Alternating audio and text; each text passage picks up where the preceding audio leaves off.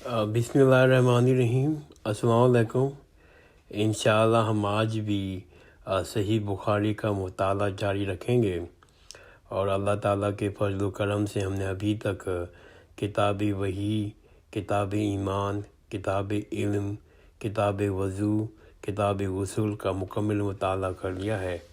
آج ہم کتاب تیمم کا مطالعہ شروع کریں گے، اور پہلی حدیث ہے حدیث نمبر 334۔ بسم اللہ الرحمن الرحیم۔ حدیث نمبر 334، اور یہ حدیث حضرت عائشہ رضی اللہ عنہا سے روایت ہے۔ ہم رسول اللہ صلی اللہ علیہ وسلم کے ساتھ بعض سفر غزوہ بن مستلق میں تھے۔ جب ہم مقام بیدا یا ذات الحف پہ پہنچے تو میرا ایک ہار کھو گیا۔ رسول اللہ صلی اللہ علیہ وسلم اس کی تلاش میں وہیں ٹھہر گئے، اور لوگ بھی آپ صلی اللہ علیہ وسلم کے ساتھ ٹھہر گئے، لیکن وہاں پانی کہیں قریب نہ تھا۔ لوگ حضرت ابو بکر رضی اللہ عنہ کے پاس آئے اور کہا، حضرت عائشہ رضی اللہ عنہ نے یہ کیا کام کیا؟ رسول اللہ صلی اللہ علیہ وسلم اور تمام لوگوں کو ٹھہرا دیا، اور پانی بھی کہیں قریب نہیں ہے، اور لوگوں کے ساتھ ہے، نہ لوگوں ہی کے ساتھ ہے۔ پھر حضرت ابو بکر صدیق رضی اللہ عنہ تشریف لائے۔ رسول اللہ صلی اللہ علیہ وسلم اپنا سر مبارک میری ران پر رکھے ہوئے سو رہے تھے، اور فرمانے لگے کہ تم نے رسول اللہ صلی اللہ علیہ وسلم اور تمام لوگوں کو روک لیا، حالانکہ قریب میں کہیں پانی بھی نہیں ہے اور نہ لوگوں کے پاس ہے۔ حضرت عائشہ رضی اللہ عنہ کہتی ہیں کہ والد ماجد رضی اللہ عنہ مجھ پر بہت خفا ہوئے، اور اللہ نے جو چاہا انہوں نے مجھے کہا، اور اپنی ہاتھ سے میری کوکھ کو کچو کے لگائے۔ رسول اللہ صلی اللہ علیہ وسلم کا سر مبارک میری ران پہ تھا، میں اس وجہ سے میں حرکت بھی نہیں کر سکتی تھی۔ رسول اللہ صلی اللہ علیہ وسلم جب صبح کے وقت اٹھے تو پانی کا پتہ تک نہ تھا۔ بس اللہ تعالیٰ نے تیمم کی آیت اتاری اور لوگوں نے تیمم کیا۔ اس پر اسیر بن حضیر رضی اللہ عنہ نے کہا، اے آل ابی بکر، یہ تمہاری کوئی پہلی برکت نہیں ہے۔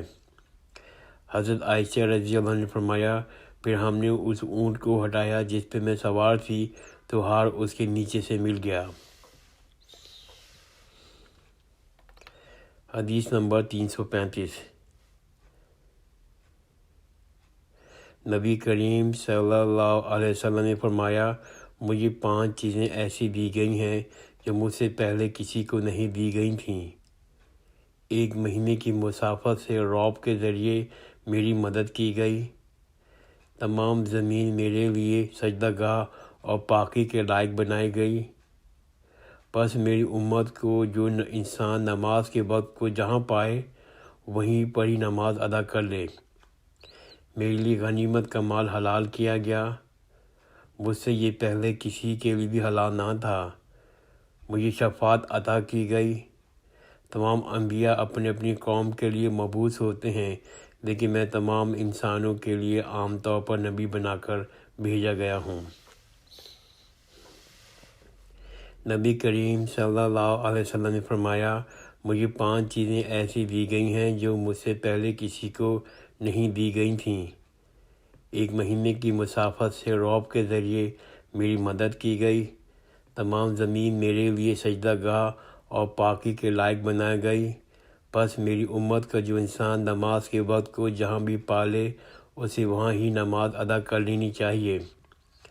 میرے لیے غنیمت کا مال حلال کیا گیا، مجھ سے پہلے یہ کسی کے لیے حلال نہ تھا، اور مجھے شفاعت عطا کی گئی۔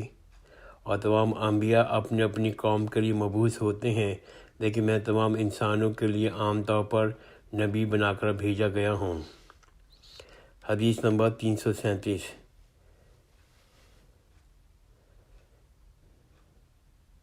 یہ حدیث حضرت عباس رضی اللہ عنہ سے روایت ہے۔ میں اور عبداللہ بن جسار جو کہ میمونہ رضی اللہ عنہ زوجہ نبی کریم صلی اللہ علیہ وسلم کے غلام تھے، ابو جہیم بن حارث بن عبسمہ انصاری صحابی کے پاس آئے۔ انہوں نے بیان کیا، نبی کریم صلی اللہ علیہ وسلم بیر جمل کی طرف تشریف لا رہے تھے۔ راستے میں ایک شخص نے آپ کو سلام کیا، یعنی خود اسی ابو جہل نے، لیکن آپ صلی اللہ علیہ وسلم نے جواب نہیں دیا۔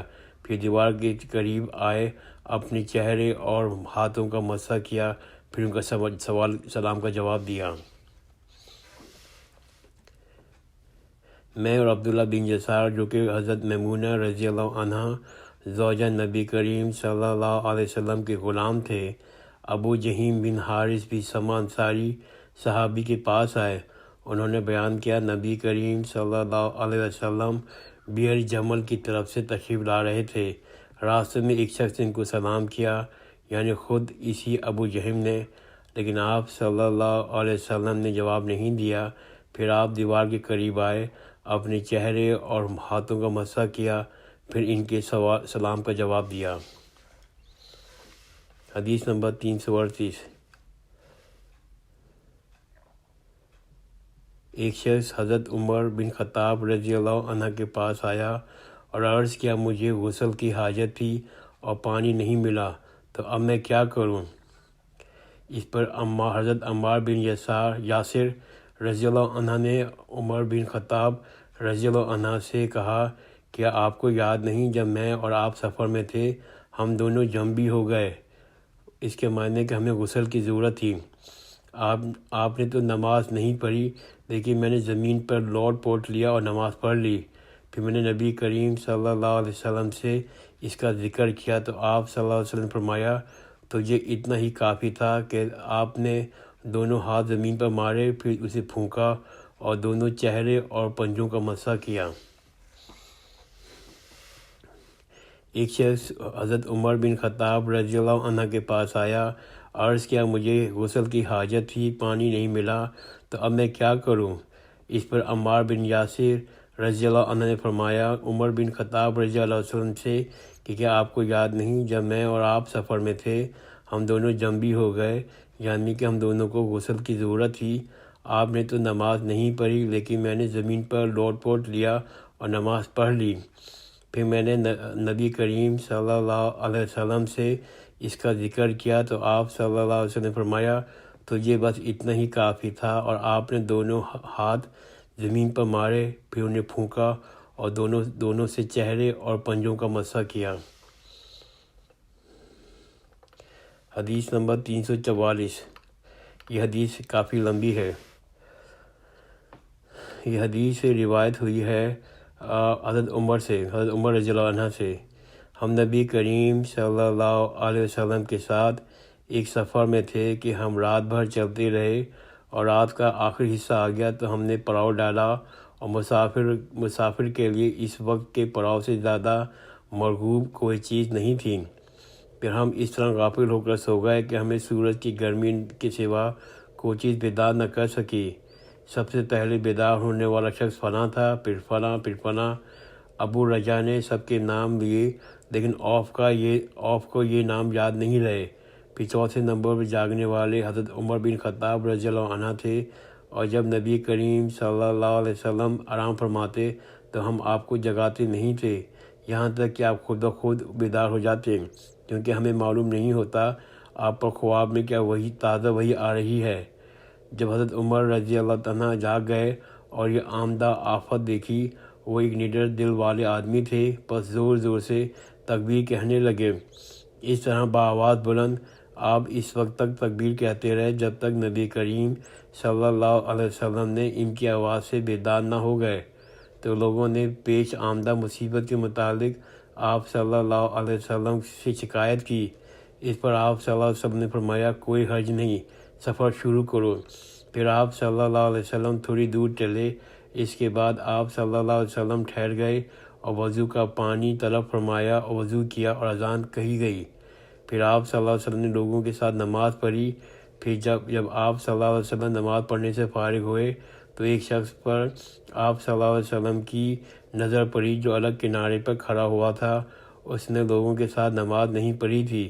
آپ صلی اللہ علیہ وسلم نے اسے فرمایا، اے فلاں، تمہیں لوگوں کے ساتھ نماز پڑھنے میں شریک ہونے میں کون سی دشواری ہے؟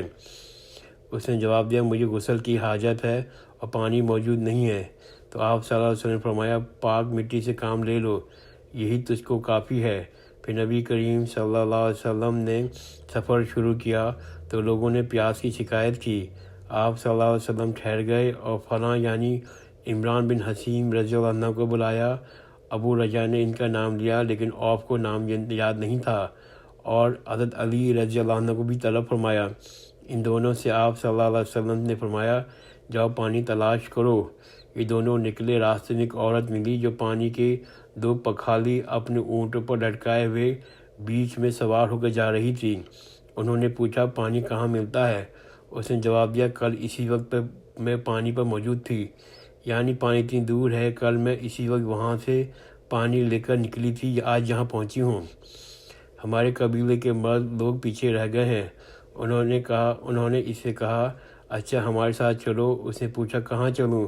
انہوں نے کہا رسول اللہ صلی اللہ علیہ وسلم کی خدمت میں۔